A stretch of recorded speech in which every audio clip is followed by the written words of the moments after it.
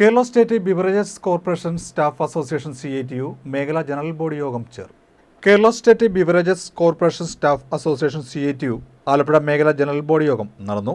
CITU ജില്ലാ president H. സലാം MLA ഉദ്ഘാടനം ചെയ്തു.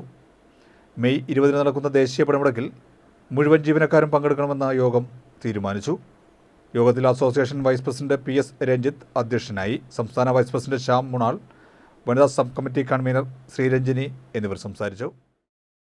ഭരണഘടനയ്ക്കകത്ത് ഉണ്ടാക്കി വെച്ച നിയമം പോലെ നമ്മൾ പൊതുവെ ബോധ്യപ്പെടും. ഇതെങ്ങനെ ഉണ്ടായി എന്നുള്ള കാര്യം പലപ്പോഴും പറയുകയോ ചർച്ച ചെയ്യുകയില്ല എന്നുള്ളതാണ് സാഹചര്യം.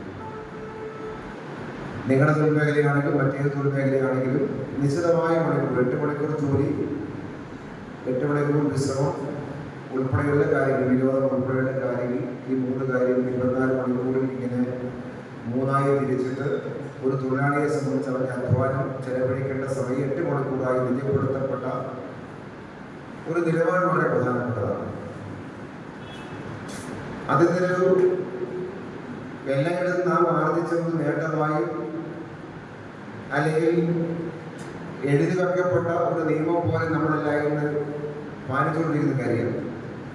അതിനധികമായി ജോലി എടുത്താൽ ഓവർ ടൈമായി കണക്കാക്കപ്പെടുന്ന സിസ്റ്റം നമ്മുടെ സമൂഹത്തിലുണ്ട്. ഇപ്പോൾ അതെല്ലാം പതുക്കെ മാറ്റാൻ കഴിയുന്ന തൊഴിൽ നിയമത്തിൻ്റെ ഭേദഗതി രാജ്യത്തെ BJP ഗവൺമെൻറ് കൊണ്ടുവന്നിട്ടുണ്ട്. പക്ഷേ തൊഴിലാളിയെ സംബന്ധിച്ച് അത്തരമൊരു നിലപാടിലേക്ക് ലോകത്തെ തൊഴിലാളി വർഗത്തെ എത്തിച്ചതിൻ്റെ ഏറ്റവും ശക്തമായ ഒരു പ്രക്ഷോഭ ദിനം കൂടിയാണ്, ഓർമ്മ ദിനം കൂടിയാണ് ഈ ദിനം.